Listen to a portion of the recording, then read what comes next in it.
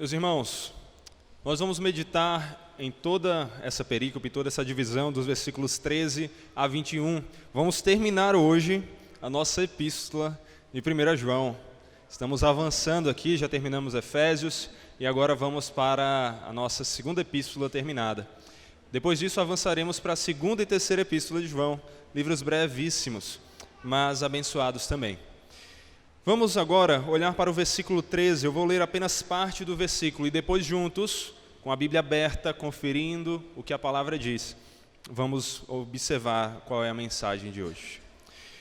1 João, capítulo 5, versículo 13, diz assim: Estas coisas escrevi a vocês que creem no nome do Filho de Deus, para que saibam até aqui. Esse texto vai usar essa expressão para que saibam várias vezes. 5 vezes nós veremos no português essa expressão, nos mostrando que aqui nós temos 5 verdades que todo cristão deve saber. Ontem eu me deparei com um vídeo desses pequenos trechos que são colocados na internet, onde um entrevistador perguntava a alguns filósofos se eles sabiam dizer o que é a vida. O que é a vida? E esses homens se silenciavam, perdiam as palavras. Homens acostumados a pensar, a refletir, a responder, perdiam as palavras, não sabiam o que dizer. E quando diziam algo, era algo mais abstrato do que realmente nutrido de significado. A verdade é que as pessoas não pensam muito sobre o que é a vida. As pessoas hoje em dia são criadas para nem sequer pensar durante a vida. Mas como Platão, Sócrates na verdade, como Sócrates já dizia, e em muitos sentidos estava certo, a vida não refletida não vale a pena ser vivida. Nós precisamos saibam, precisamos saber de certas coisas para viver. Vivermos sem saber o que é a vida, vivermos sem saber certas coisas que são essenciais, nos faz viver de maneira errada, nos faz viver de uma forma fútil, nos faz viver sem um direcionamento, sem entendermos qual caminho que temos que trilhar. A palavra nos responde às coisas. Quem é a vida segundo a palavra?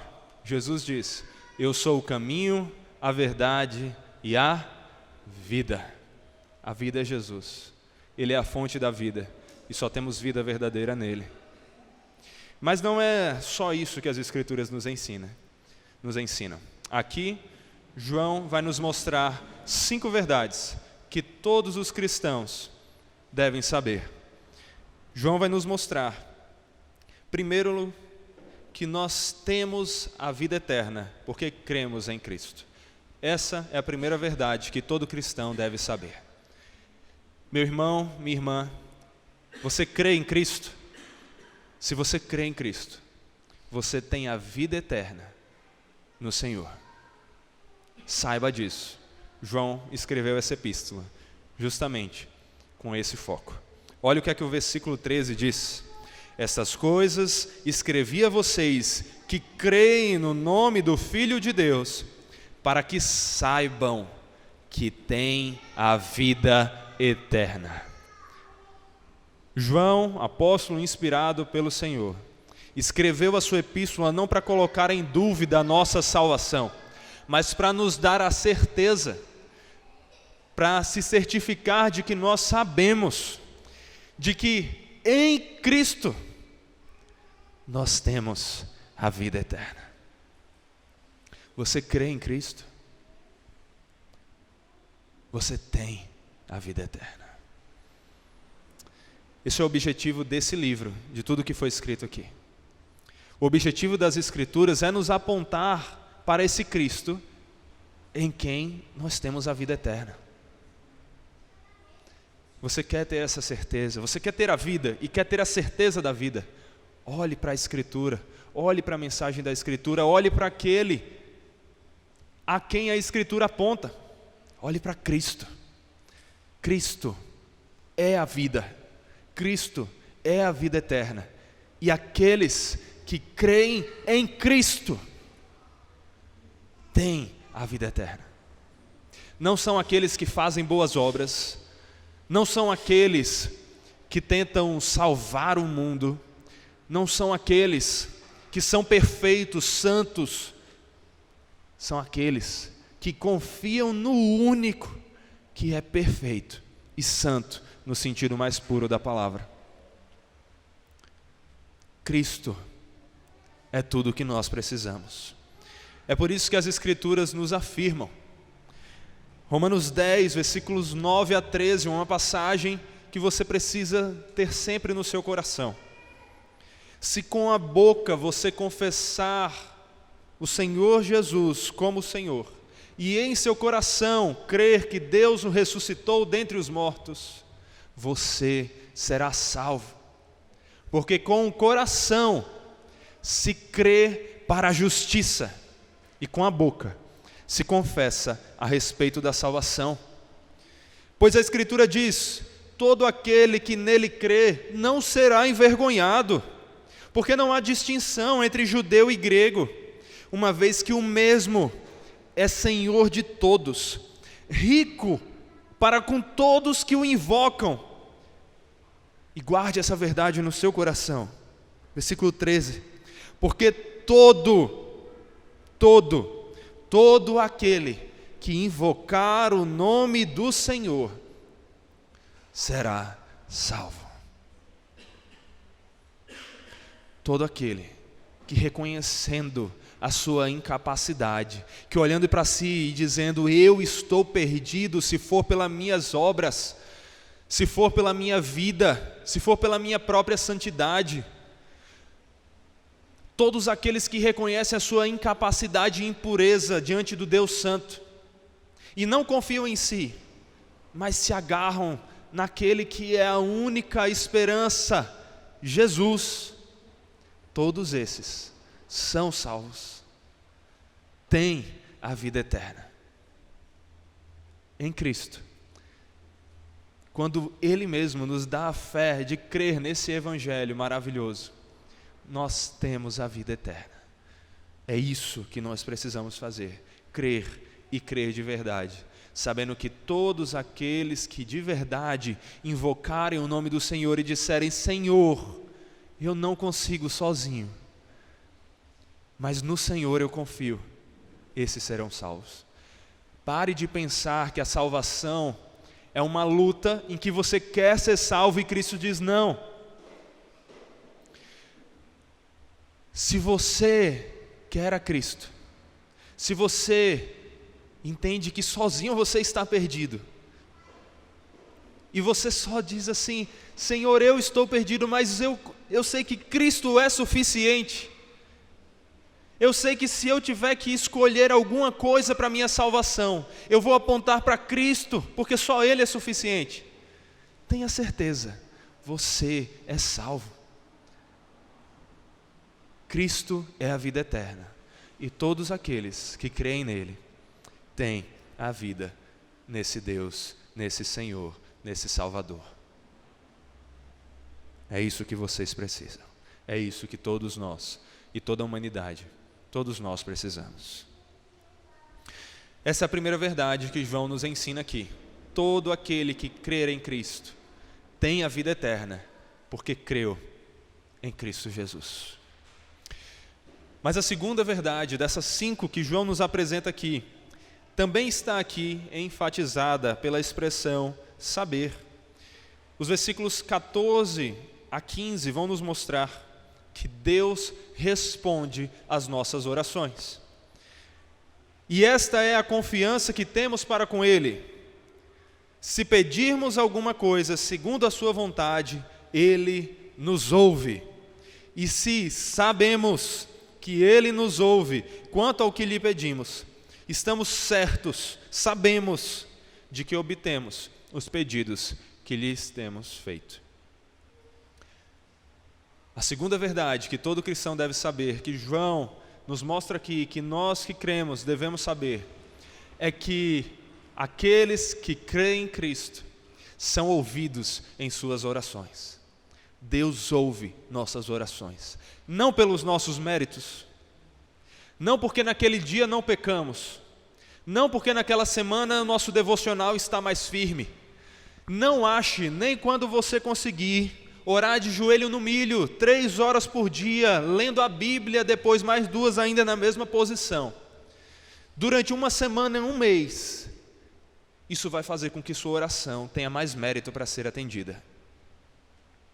Uma vez, e eu já contei isso em algum momento aqui, mas vale ressaltar, o Apolo, que aprende em casa que nós temos que orar agradecendo antes da refeição, foi orar em uma refeição em família em que eu não estava.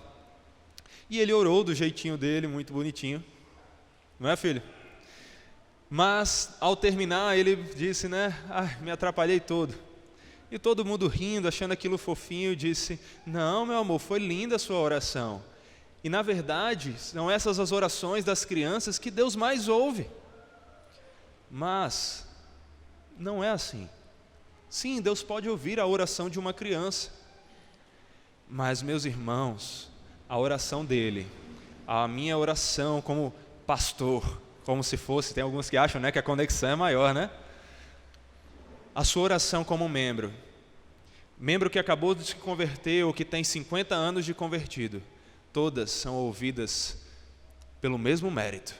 Não é o seu, não é o meu, não é o de uma criança, é o de Cristo. É Cristo que faz as nossas orações serem ouvidas pelo Pai. Isso é bom. Isso é maravilhoso. Porque isso nos mostra que sim, nós devemos buscar viver para a glória de Deus. Até porque é a melhor coisa. A vontade dele é boa, perfeita e agradável. Mas não nos vem um peso pelo qual nós devemos conquistar o mérito de sermos ouvidos, do tipo, Senhor, hoje eu fui santo o suficiente, olhe para mim. A Bíblia nos diz que até a melhor das nossas obras está manchada pelo pecado. Mas se estamos em Cristo, se confiamos em Cristo, quando Deus nos vê, nós estamos alvos como a neve, porque Cristo nos purifica de todo o pecado. É Deus que ouve nossas orações pelos méritos de Cristo Jesus. A palavra nos diz que nós devemos ter a certeza de que nós somos ouvidos por Cristo. Deus ouve todas as nossas orações. Mas perceba que a Bíblia não diz que Ele responde com um sim a todas as nossas orações. Também em um livrinho que nós temos para um Apolo, usando lá de uma imagem de um semáforo, ele aprende, e nós replicamos, de que Deus pode nos dizer sim, como o sinal verde que nos manda avançar. Ele pode nos dizer não, como o sinal vermelho que nos manda parar. E Ele pode nos dizer espere, preste atenção, tenha calma, como o sinal amarelo. Deus pode nos dizer sim, não ou espere. Mas sabemos que todas as nossas orações Ele ouve e que Ele sempre faz com que a vontade dEle seja atendida, a vontade que é boa, perfeita e agradável. E é por isso que nós vemos aqui, nesse texto, no versículo 15, que quando nós pedimos as coisas, na verdade no final do versículo 14, segundo a sua vontade, segundo a vontade de Deus, Ele nos atende. O ouve aqui não é simplesmente uma expressão de audição, é de atender. Tudo aquilo que é pedido, que realmente está de acordo com a vontade de Deus, é atendido. Porque Deus é soberano, Deus se agrada em nos ouvir, e Deus faz sempre a sua vontade, que é boa, perfeita e agradável. Ele nos atende, não pelos nossos méritos, mas pelos méritos de Cristo. Na verdade é isso que significa orarmos em nome de Jesus. Tem gente que acha que orar em nome de Jesus é uma palavra mágica.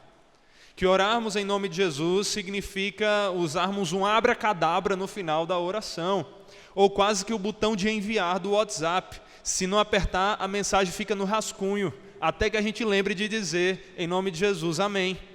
Não é assim. Orar em nome de Jesus não é algo nem que nós precisamos fazer usando a frase em nome de Jesus no final da oração. Podemos fazer, é bom que façamos, fazemos aqui. Mas orar em nome de Jesus é mais do que usar uma frase. Orar em nome de Jesus significa orar pelos méritos de Jesus, confiados nesses méritos e segundo a vontade dele.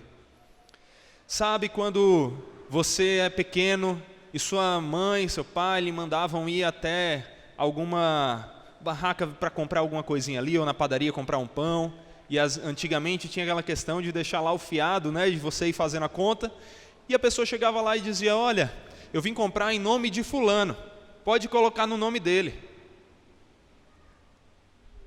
Você ia lá e você falava: olha, no nome do meu pai, no nome da minha mãe. Orar em nome de Jesus isso aqui que eu estou pedindo, não é porque eu mereço, eu não tenho nada aqui para pagar não, é fiado aqui. Mas quem vai pagar, quem já pagou, é o dono de tudo, e Ele é meu Senhor, é Jesus Cristo. Quer resolver alguma coisa? Resolva com Ele. Nós olhamos para o Deus Santo e Poderoso e dizemos: Senhor, Tu és santo, nós não. Mas o Teu Filho, que é puro e santo, disse que era para nós orarmos no nome dEle, pelos méritos dEle, e Te pedirmos. O dono da padaria, o dono de tudo, olha para nós e diz: se é no nome do meu filho, eu vou ouvir o que você tem a dizer. Eu vou atender aos seus pedidos. Isso é orar em nome de Jesus. E essa é a segunda vez na epístola que nós vemos que João nos diz que temos confiança diante dele. Confiança diante de Deus pelos méritos de Cristo. 1 João capítulo 3, versículos 21 a 22. Se você voltar um pouquinho aí na epístola, você vai ver. Capítulo 3, versículos 21 e 22 diz assim: Amados, se o coração não nos acusar, temos confiança diante de Deus, e aquilo que pedimos, dele recebemos, porque guardamos os seus mandamentos e fazemos diante dele o que lhe é agradável. Até mesmo essa passagem já foi explicada em outros sermões. Até quando parece em algum dos momentos que João, ao invés de apontar diretamente para os méritos de Cristo, nos traz um dever, lembramos que é Cristo que nos capacita a obedecer à vontade dele, e que é Cristo o único que cumpriu perfeitamente a vontade do Senhor. É pelos méritos dele que nos achegamos, mas podemos nos achegar confiados, certos de que Deus nos ouve. Não porque você é mais santo, não porque você se tornou pastor, mas simplesmente porque você tem a Cristo. Isso é muito maior do que qualquer título ou santidade que você acha que vai alcançar. E é por isso, meus irmãos, que nós não precisamos andar ansiosos por coisa alguma. Porque aquele que é dono de todas as coisas, que cuida de tudo, o Deus eterno e poderoso, Ele ouve todas as nossas orações. E Ele sempre nos dá aquilo que é bom, perfeito e agradável. Porque Ele nos dá tudo aquilo que é de acordo com a vontade dEle. Ele é aquele que faz com que todas as coisas cooperem para o nosso bem. Até mesmo o resultado das nossas orações, até mesmo aquilo que nós não colocamos em palavras, que eram gemidos inexprimíveis, mas que o Espírito Santo intercedeu por nós diante do Senhor.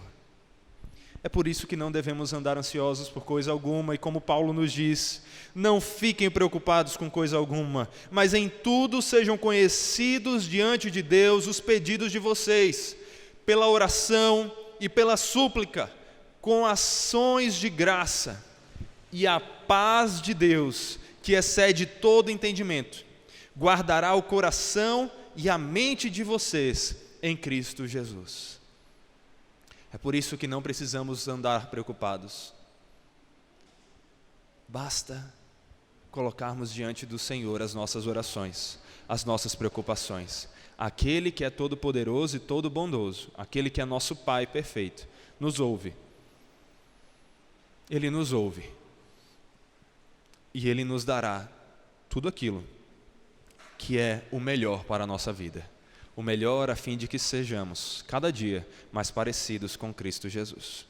E essa conexão entre certeza de receber os nossos pedidos, a paz, e também até mesmo a salvação que nós vemos aqui, porque perceba que o texto está conectando a nossa certeza da salvação com a nossa certeza da confiança que podemos nos achegar em Deus.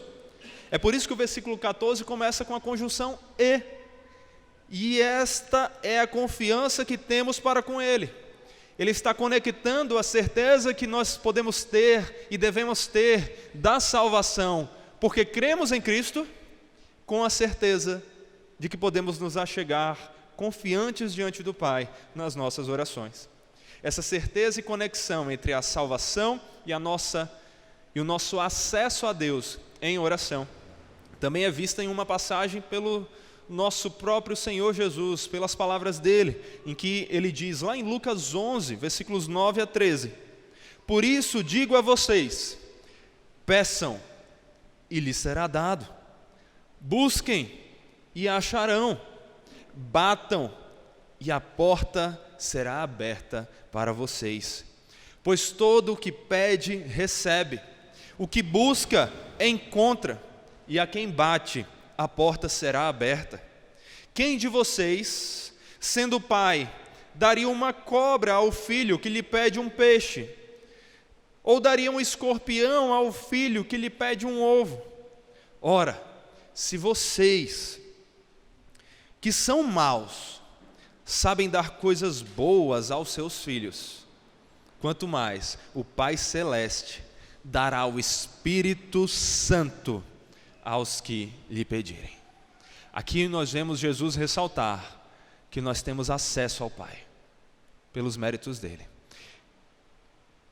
Ressaltar que Deus ouve nossas orações e que Ele atende às nossas orações. Mas ressaltar também que todo aquele que clama e diz, Senhor, me dá o Espírito Santo, aquele que as Escrituras nos mostram ser o selo da nossa salvação, o penhor da nossa salvação. Jesus nos diz, se vocês pedirem, Deus lhes dará. Se você pede pelo Espírito Santo, ou seja, se você pede pela salvação, se você invoca o nome do Senhor, você será salvo. Não é uma guerra entre você querendo ser salvo e Deus dizendo, você não me convenceu. Você não tem que convencer a Deus. Deus já está convencido do nome de todos aqueles que creem em Cristo desde a eternidade. Ele escolheu. E se você está aqui crendo unicamente em Cristo, saiba, é porque Deus lhe deu o Espírito Santo da promessa. Ele lhe deu a salvação e Ele lhe dará essa certeza que você pedir. Porque todo aquele que invocar o nome do Senhor será salvo. Perto está o Senhor de todos que o invocam, de todos que o invocam em verdade. O Senhor resgata a alma dos seus servos, e dos que nele confiam, nenhum será condenado. Guarde esse texto no seu coração para você meditar, memorizar. Salmo 34, 22. O Senhor resgata a alma dos seus servos, e dos que nele confiam, nenhum será condenado. Romanos 8, 1. Em Cristo não há mais condenação. Mas ainda ligado à salvação, meus irmãos, vemos João entrar numa questão um pouco mais difícil aqui no texto. Ele vai nos mostrar, primeiro, a importância da nossa intercessão pelos nossos irmãos. Olha aí para os versículos 16 e 17. Se alguém vê o seu irmão cometer pecado que não leva à morte, pedirá e Deus dará vida a esse irmão. Isso aos que cometem pecado que não levam à morte. Há pecado que leva à morte, e por esse não digo que se deva pedir. Toda injustiça é pecado, e há pecado que não leva à morte. A Bíblia nos mostra que nós devemos interceder pelos nossos irmãos. Você não deve orar apenas por si mesmo, nem mesmo apenas por si e pela sua família. Você tem que orar pelos seus irmãos, você tem que orar pelos que estão aqui à sua volta, você tem que orar por aqueles que creem em Cristo. E principalmente você tem que orar pelos seus irmãos quando você vê esses irmãos caindo em pecado. Quando você vê que esses irmãos pecaram, você tem que agir, você tem que também falar, você tem que confrontar com amor, com graça, apontar o caminho certo, porque esse é o nosso ensino das Escrituras. Temos que exortar os irmãos. Mas por que fazemos isso? Não é pela nossa capacidade de persuasão, é porque confiamos que quando Deus age respondendo às nossas orações de intercessão, Ele salva os nossos irmãos. A palavra nos diz que nós podemos descansar sabendo disso. Lá em 2 Timóteo, capítulo 2, versículos 24 a 26.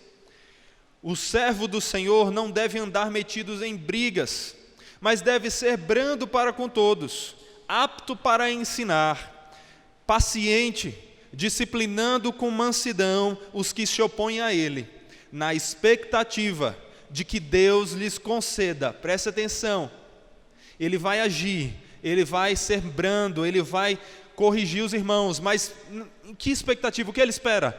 Na expectativa de que Deus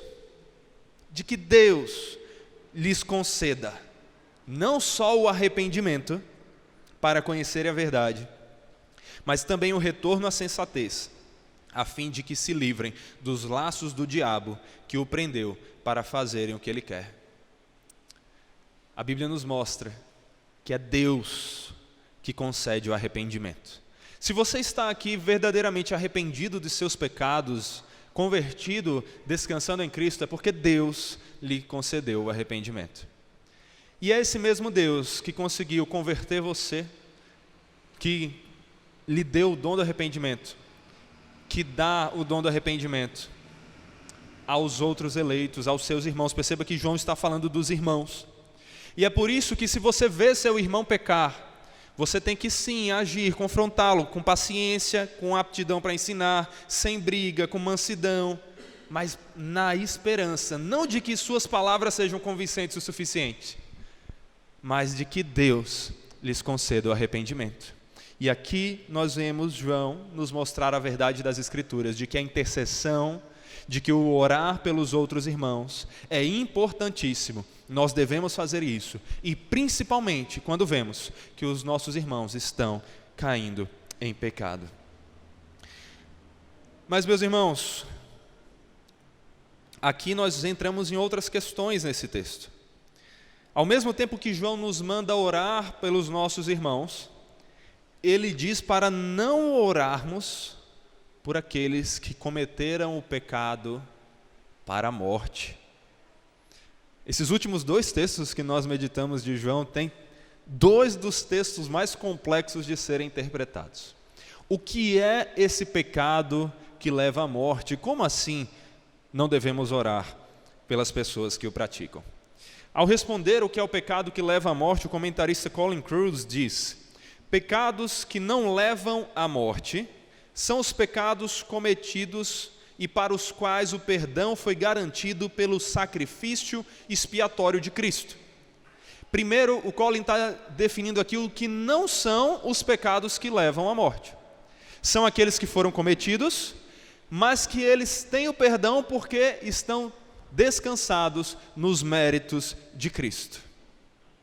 É o que nós vemos João falar no início aqui da sua epístola, que também já meditamos. Lá no capítulo 2, versículos 1 e 2, diz assim: meus filhinhos, escrevo-lhes estas coisas para que vocês não pequem. Mas se alguém pecar, temos advogado junto ao Pai, Jesus Cristo o justo. E Ele é a propiciação pelos nossos pecados, e não somente pelos nossos próprios, mas também pelos do mundo inteiro. João reconhece que nós sim podemos pecar, cair em pecado. Não deveríamos, mas podemos. Na prática é possível. E às vezes caímos. Mas ele diz: descansem sabendo que Cristo é suficiente para lhes perdoar esse pecado. E é baseados nessa confiança que nós oramos pelos nossos irmãos. Pelos nossos irmãos, por aqueles que realmente creem em Cristo também.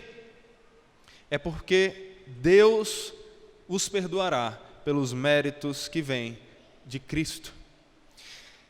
E essa ação de dar vida aos nossos irmãos significa então que Deus vai dar àqueles que creem a vida eterna consumada no momento futuro.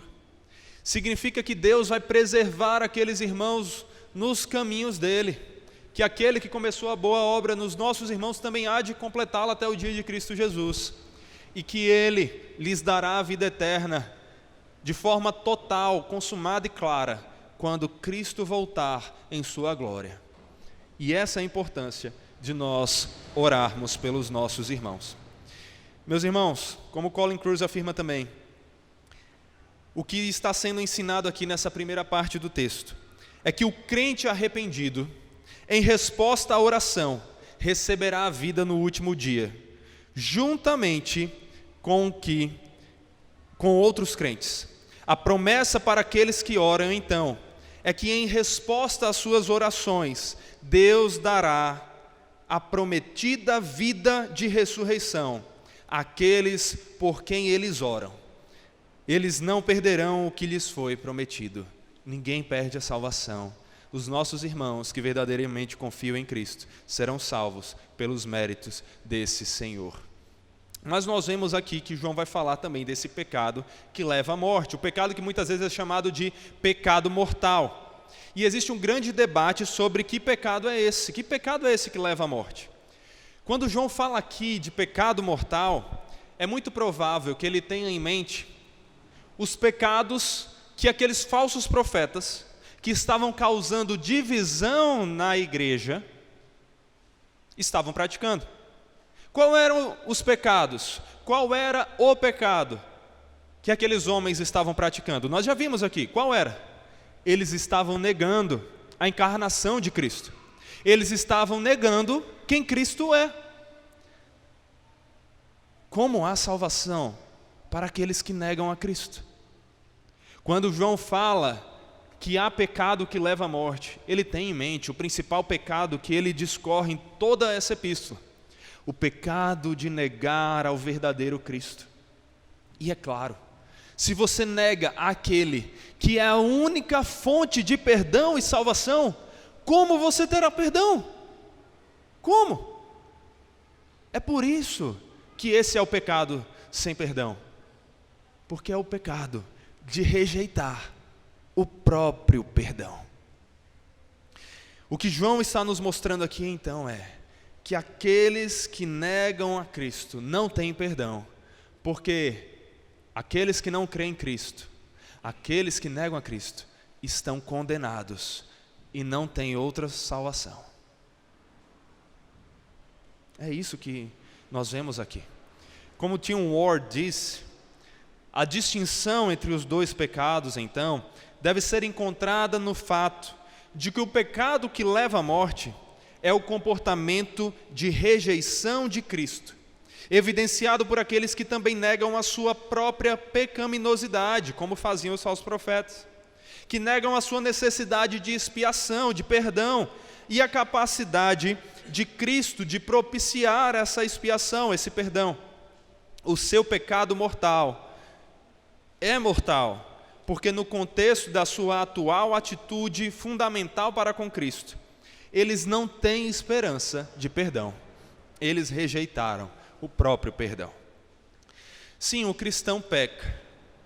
A gente já sabe disso pela nossa própria experiência. Nós sabemos disso pelo que João nos diz aqui na epístola. Nós sabemos disso pelo que a Escritura diz como um todo. Mas o cristão não vive no pecado, muito menos ele não rejeita o Salvador. Mas então, nós devemos orar pelos incrédulos, aqueles que negam a Cristo. Aqui nós vemos ecos da palavra de Jesus, do próprio Jesus em João 17:9. Jesus, em João 17:9, diz assim: é por eles, ele está falando ali dos seus, dos seus discípulos, é por eles que eu peço. Não peço pelo mundo, mas por aqueles que me deste, porque são teus. Jesus mesmo nos mostra, em seu exemplo, que ele estava preocupado em orar pelos que faziam parte do seu povo, não pelos incrédulos. Mas nós não temos a mesma clareza que Cristo para identificarmos quem são os que creem e os que não creem, certo? Então como se aplica a nós? Aqueles que se mostram claramente negando a Cristo, em uma rebelião firme, intensa, que rejeitam o Salvador, esses se mostram como aqueles pelos quais não devemos orar. Aqueles que nitidamente, que da boca para fora inclusive, expressam o que seus corações já têm, e dizem: eu não quero saber de Cristo. É por esses que João está dizendo aqui que ele não nos manda orar. É como João Calvino comenta esse texto. Prestem atenção. Mas é possível que alguém se indague novamente: por quais evidências podemos saber que a queda de uma pessoa é fatal? Ou seja, que foi realmente um afastar completo ali de Cristo, que não há mais salvação.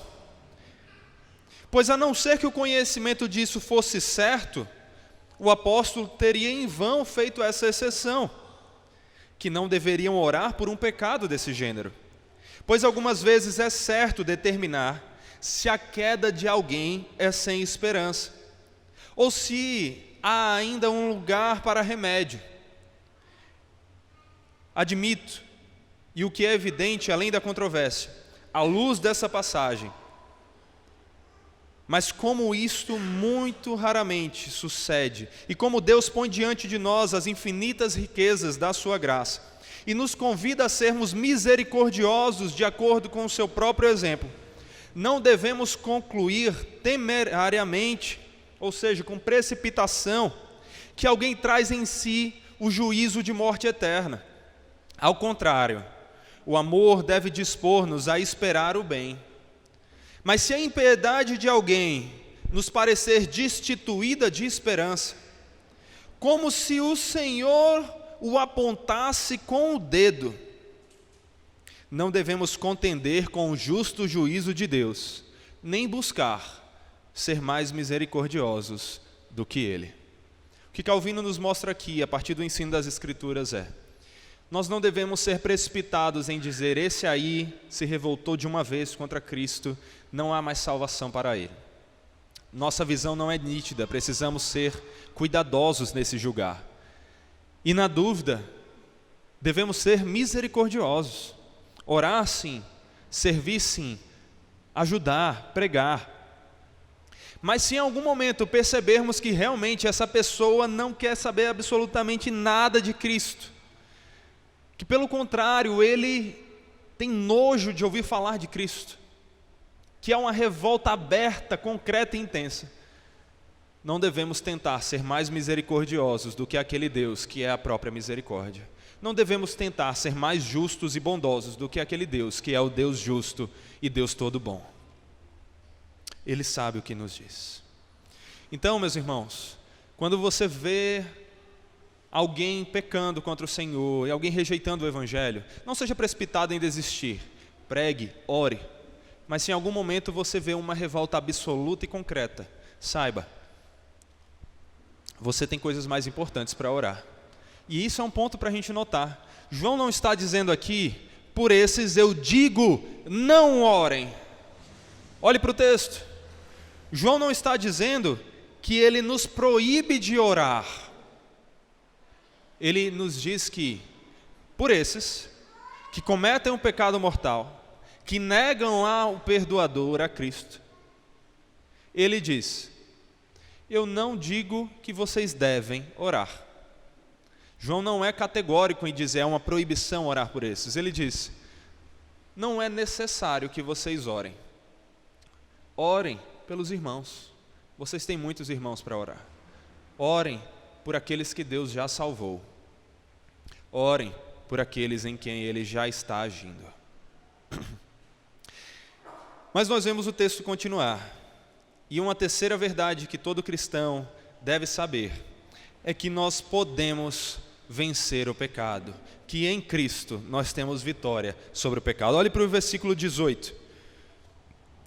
Sabemos que todo aquele que é nascido de Deus não vive em pecado, porque quem é nascido de Deus guarda a si mesmo, e o maligno não pode tocar nele. Olha que bênção, que mensagem maravilhosa. Aqueles que nasceram de Deus, aqueles que foram regenerados, aqueles que Cristo deu a vida da fé, aqueles que antes estavam mortos em seus delitos e pecados, longe do Senhor, mortos espiritualmente, mas em Cristo graciosamente foram ressuscitados para viver diante da graça de Deus. Esses vencem o pecado e o maligno não pode lhes tocar. Essa é a verdade para você, cristão. Essa é a verdade para você que está em Cristo. O pecado não mais tem domínio sobre você. Você foi resgatado, redimido. A palavra redimido é isso, é resgatado, comprado. Você não mais pertence ao Senhor pecado. Você pertence ao Senhor Cristo, a graça. O pecado não tem mais domínio sobre nós. Nós podemos e devemos vencê-lo. João vai nos mostrar, lá no versículo 8 do primeiro capítulo de sua epístola. Vamos voltar comigo para você acompanhar. Versículo 8 do capítulo 1. Se dissermos que não temos pecado nenhum, a nós mesmos nos enganamos, e a verdade não está em nós. Versículo 10 agora. Se dissermos que não cometemos pecado, fazemos dele, de Deus, um mentiroso, e a sua palavra não está em nós. Nós não podemos negar, nós pecamos. Há pecado. Por isso que nos confessamos. Por isso que colocamos diante de Deus os nossos pecados. Há pecado. Mas o pecado não mais pode dominar sobre nós. Ele não tem mais esse direito. Ele não tem mais essa capacidade. Em Cristo nós somos mais do que vencedores sobre o pecado. É aquela velha história. É como um carro que está andando ali e ele fura o pneu a cada 100 quilômetros. Esse carro está com algo errado, esse pneu está errado. Esse pneu não é do original, não é do certo, não é do adequado. Ele não é verdadeiro. Mas se a cada 10 mil quilômetros, 15 mil, 20 mil, 30 mil, coloca mais aí, há furos, aí até que não é um absurdo, não é verdade? Essa é uma ilustração que de alguma maneira pode definir como deveria ser o pecado na vida cristã. Ele não é corriqueiro, ele não é contínuo, ele não é intencional, ele é algo que acontece aqui e ali, espaçadamente, não sempre, não com domínio. Por quê? Porque agora somos bons? Porque descobrimos a receita secreta para vencermos o pecado? Só quando entendemos que a receita é Cristo. É porque estamos em Cristo. É porque Deus nos fez nascer de novo. E agora nós temos vitória sobre o pecado. João vai nos dizer isso também no versículo 9 do capítulo 3. Versículo 9 do capítulo 3. Todo aquele que é nascido de Deus não vive na prática de pecado. Por quê? Por que ele não vive? Porque ele é bom. Porque nele permanece a semente divina. Esse não pode viver pecando, porque é nascido de Deus. É porque o Espírito Santo, a semente divina, que nos deu a vida, está em nós, que nós vencemos o pecado e não vivemos segundo ele. É o que Paulo vai nos dizer em 1 Coríntios 10, 13, meus irmãos. Não sobreveio a vocês nenhuma tentação que não fosse humana, mas Deus é fiel e não permitirá que vocês sejam tentados além do que possam suportar. Pelo contrário, juntamente com a tentação, proverá livramento para que vocês possam suportar. Quando você se encontrar diante de uma tentação e saiba distinguir o que é o pecado consumado daquilo que é a tentação, você encontrar algo que está ali fácil de roubar, e por algum motivo você se sentir tentado então a roubar aquilo, se chama tentação, não se chama pecado. Pecado é você ir lá e consumar o ato. Quando você se encontrar diante da tentação, saiba, nenhuma tentação é forte demais. Ah, mas eu não aguentei, foi muito forte para mim. Não foi, você está mentindo, você tinha forças. A Bíblia nos dá essa certeza, que quando pecamos não fazemos porque a tentação foi grande demais, fazemos porque escolhemos pecar. O pecado não tem domínio sobre você se você está em Cristo. Por quê? Porque você tem a força agora? Porque você é melhor do que os que não conseguem? Não, porque o Deus Todo-Poderoso e Forte, Ele está com você e Ele lhe dá um livramento para que você possa suportar. É porque Deus é seu dono, é porque você nasceu de novo para Deus, que você pode suportar. E aqui nós vemos a beleza da igualdade, do alinhamento entre responsabilidade humana e soberania de Deus. Quem tem que suportar é Deus ou é você? Você. Mas por que você vai suportar?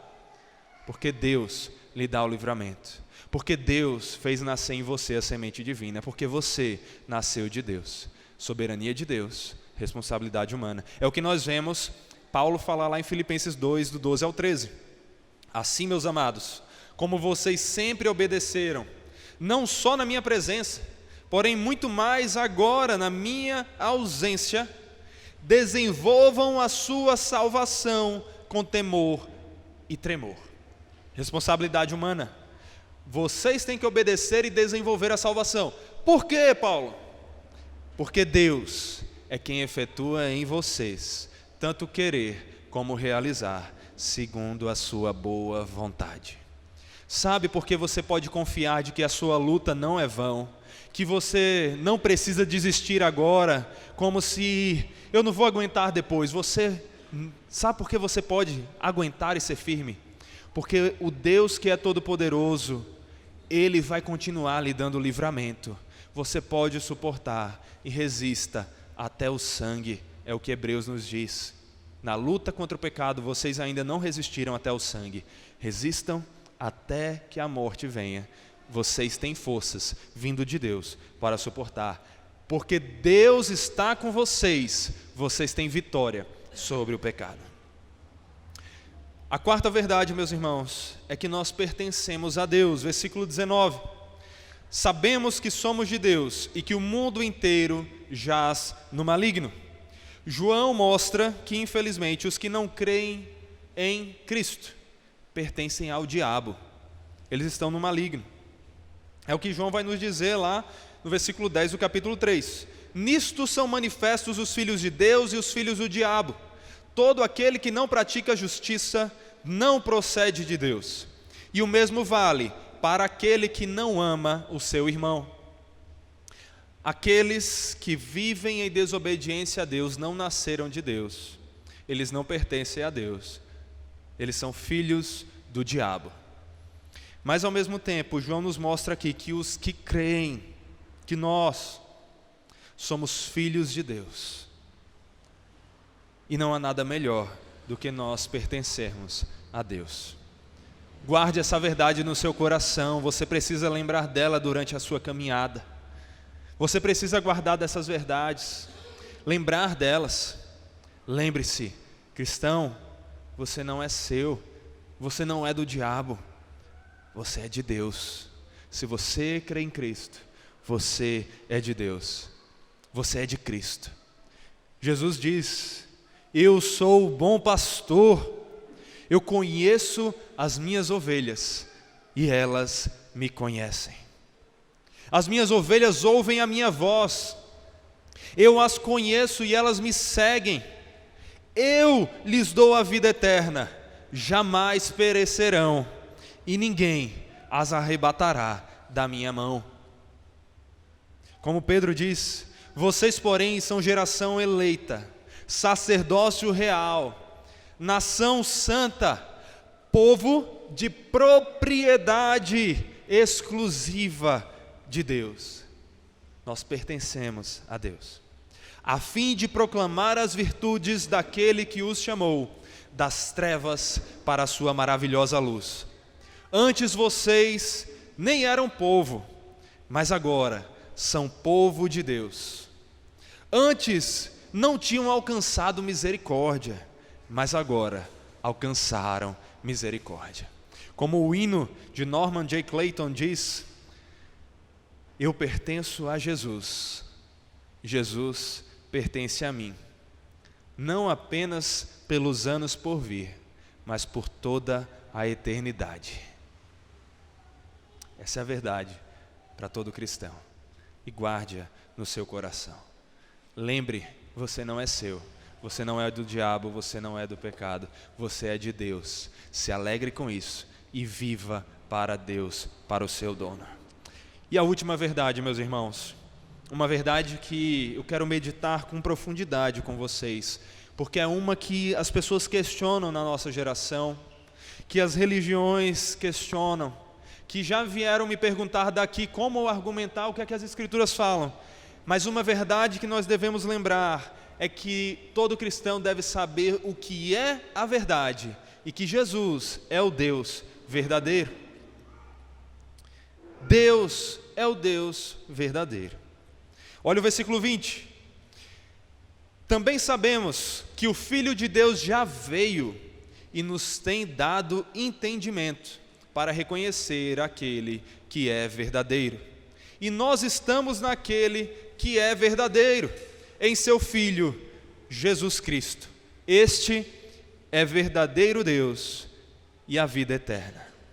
A expressão, aquele que é verdadeiro, em um primeiro momento, meus irmãos, ela se refere aqui a Deus Pai, certo? Se você olhar para o texto, você vai notar que aquele que é verdadeiro aqui é Deus Pai. Nós confirmamos isso porque a continuação diz assim, que nós pertencemos àquele que é verdadeiro, estando em seu Filho, Jesus Cristo. Então é o Deus Pai. O que João está querendo ensinar aqui é que os cristãos, os que creem, estão naquele que é verdadeiro, em Deus Pai. Mas por quê? E somente porque estão em Jesus Cristo. Como nós pertencemos ao Pai? Como nós nos achegamos ao Pai? Como nós podemos estar no Pai? Estando em Jesus Cristo. Esse é o ensino principal. Essa expressão, estar nele, aparece várias vezes aqui nessa epístola, aparece outras vezes nas Escrituras, e ela nos mostra a importância de pertencermos a Deus e estarmos guardados em Deus. Ela nos mostra aqui nesse texto, que aqueles que nasceram de Deus, estão nos braços do Pai, guardados onde ninguém consegue os arrebatar. Nós estamos em Deus, porque nascemos para Deus por meio de Cristo Jesus. Estar em Deus significa isso. E somente aquele que está em Cristo está em Deus. Não são todas as religiões, crenças e suposições e teorias que nos levam a Deus. Nem todos os caminhos levam a essa Roma. Só há um caminho para Deus. E Ele mesmo diz, eu sou o caminho, a verdade e a vida. Ele é Jesus Cristo, Ele é o Filho de Deus, Ele é o nosso Senhor. Só aqueles que estão em Cristo estão em Deus. A Bíblia diz que aqueles que não estão em Cristo estão condenados. Se você não está em Cristo, se você ainda não se certificou de que está seguro nos braços do Pai, nos braços do Senhor, do bom pastor que protege as suas ovelhas, não perca tempo. Todo dia que a palavra é proclamada, é um dia para o arrependimento, é um dia para a conversão. Corra para os braços do Pai, mas não corra pelos seus méritos. Uma vez eu falei do Evangelho para um rapaz, e ele disse, eu sei de tudo isso, mas eu ainda estou vivendo em pecado. Quando eu melhorar, eu vou buscar a Deus. Eu disse, não, você não entendeu nada então. Porque não é assim que funciona. Isso seria como alguém doente dizer, eu vou esperar ficar bom e depois eu vou ao médico. É no médico que você encontra a solução. É em Cristo que você encontra a sua salvação e a sua santificação, a sua proteção, o seu perdão.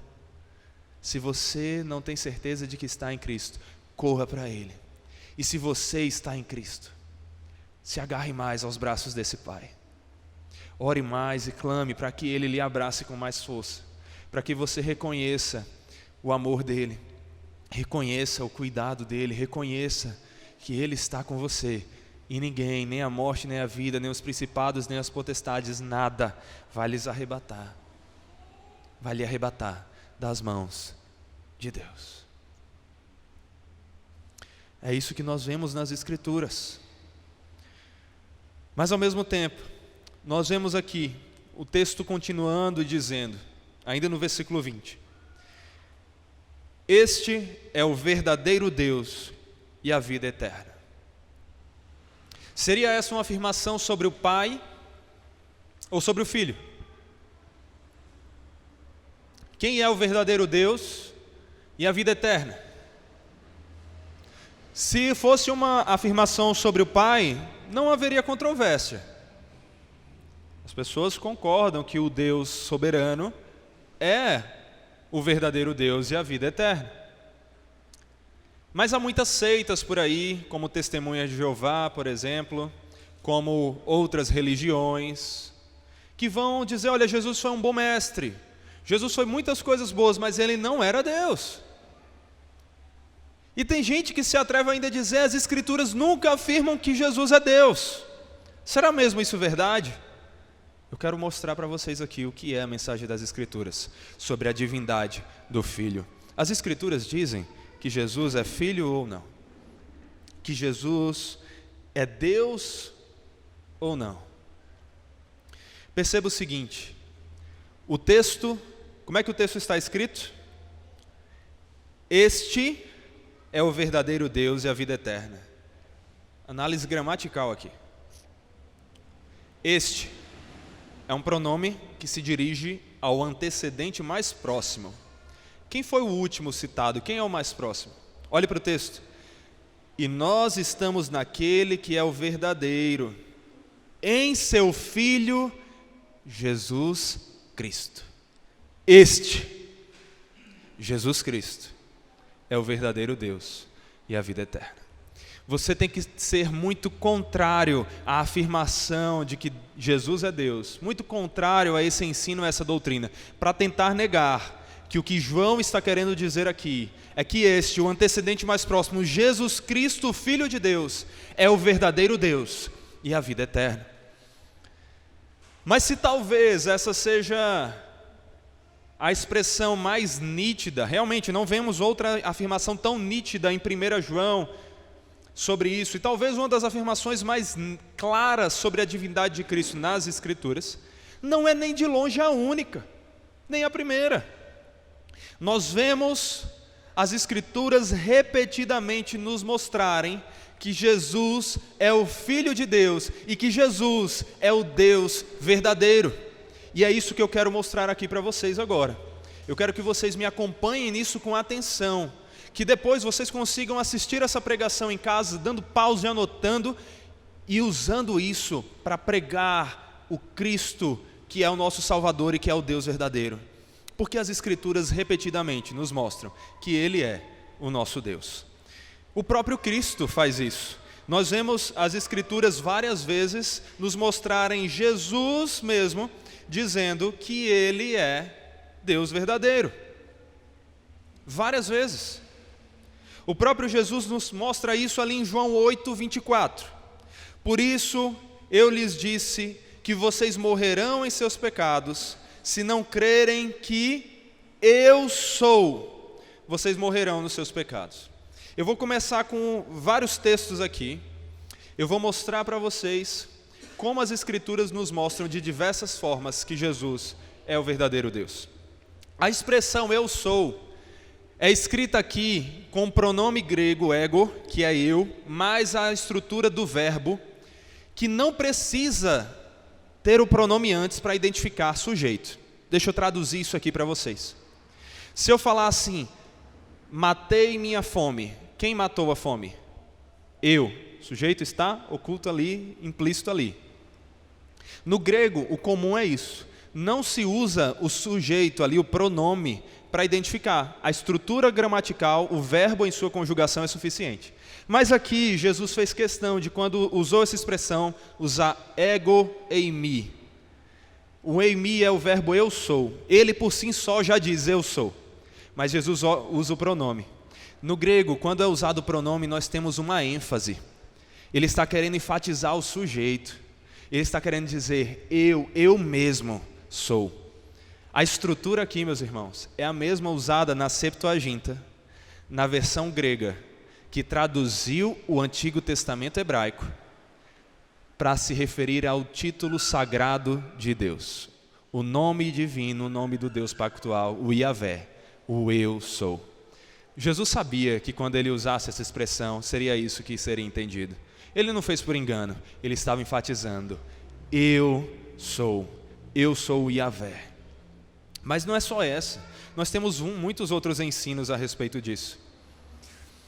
No versículo 28, esse que eu li para vocês foi o versículo 24, mas no versículo 28 do capítulo 8 diz assim: então Jesus disse: quando vocês levantarem o Filho do Homem, então saberão que eu sou, de novo ele diz, e que nada faço por mim mesmo, mas falo como o Pai me ensinou.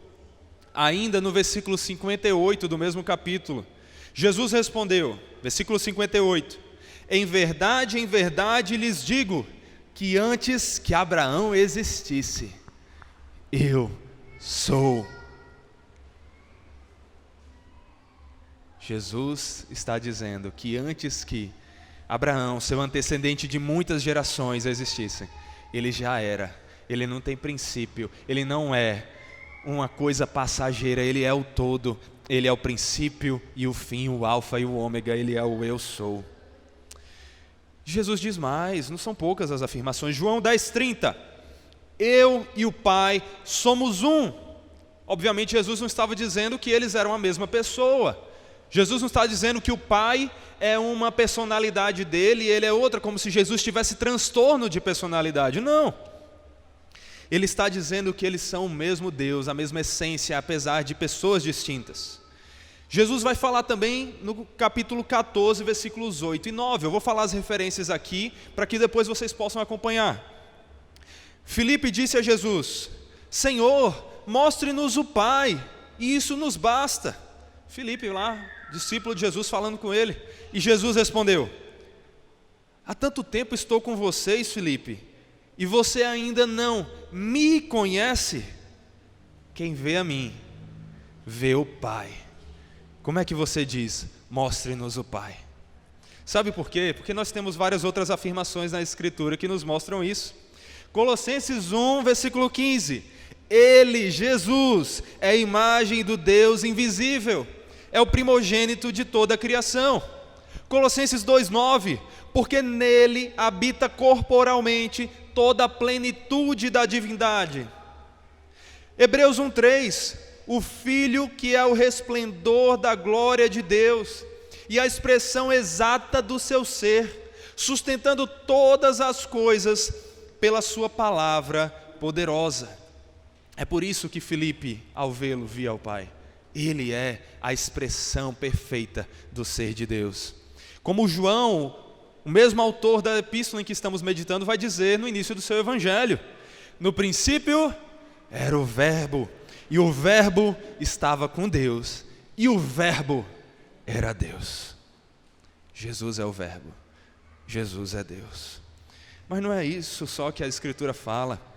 Hebreus 1, versículos 8 a 9. Mas a respeito do Filho diz: o teu trono, ó Deus. Perceba que o autor aos Hebreus está dizendo a respeito do Filho, a respeito de Jesus. Olha o que a Escritura diz sobre Jesus: o teu trono, ó Deus, é para todo sempre. Cetro de justiça é o cetro do teu reino. Amaste a justiça e odiaste a iniquidade. Por isso Deus, o teu Deus, te ungiu com óleo de alegria, como a nenhum de teus companheiros. O Pai ungiu ao Filho, mas os dois são o único Deus. Filipenses 2, 5 a 6. Tenham em vocês o mesmo modo de pensar de Jesus, que mesmo existindo na forma de Deus, não considerou o ser igual a Deus como algo que deveria ser retido a qualquer custo. Isaías 9, versículos 5 e 6. Isaías profetizando 700 anos antes de Cristo vir ao mundo. E ele diz: porque toda bota com que o guerreiro anda no tumulto da batalha, e toda roupa revolvida de sangue serão queimadas e servirão para o pasto do fogo. Porque um menino nos nasceu, um filho se nos deu, o governo está sobre os seus ombros, e o seu nome será Maravilhoso Conselheiro, Deus Forte, Pai da Eternidade, Príncipe da Paz. De quem esse texto estava falando? Quem é o menino que nos nasceu? Jesus. Ele é o Deus Forte. Meus irmãos, há muitos outros textos que eu poderia citar aqui, mas o nosso tempo não nos permite. Eu peço que aqueles que quiserem essas referências desses textos, me busquem depois e eu vou passar com alegria. Havemos ainda nas Escrituras obras divinas que só Deus faz, sendo ditas como feitas por Jesus. Jesus perdoou pecados, e os fariseus dizem: quem é esse que perdoa pecados? Só Deus perdoa. Os fariseus não estavam errados, só Deus perdoa pecados. Só que Deus estava ali diante deles. Quem é que dá a vida eterna? É Deus. Mas Jesus diz: eu sou o bom pastor, eu dou a vida eterna às minhas ovelhas. Nós vemos os títulos divinos sendo usados para Jesus. Nós vemos Jesus não recusando a adoração. Pedro, supostamente pela Igreja Católica, o primeiro Papa. E hoje nós vemos os papas vendo pessoas se ajoelhando diante deles. Pedro negou a adoração porque disse: eu sou homem como vocês. Mas Jesus, várias vezes, teve pessoas se ajoelhando diante dele, e ele não negou a adoração. Eis que estavam no barco, adoraram dizendo, verdadeiramente o Senhor é Filho de Deus. Eis que Jesus veio ao encontro deles e disse: salve! E elas, aproximando-se, abraçaram os pés dele e o adoraram. E como esquecer a passagem de Tomé? Ao que Tomé respondeu: Senhor meu e Deus meu, se referindo a Jesus. E Jesus disse: não, Tomé, como assim? Você não entendeu nada? Eu não sou Deus, não. Sou só um mestre muito bom. A resposta de Jesus é: você creu porque me viu? Bem-aventurado são os que não viram e creram. Bem-aventurados são vocês, alegres e abençoados somos nós, que mesmo ainda não tendo visto é esse Cristo, que é o Deus perfeito, a imagem perfeita do ser de Deus. Um dia veremos, mas desde já cremos que Ele é Senhor nosso e Deus nosso.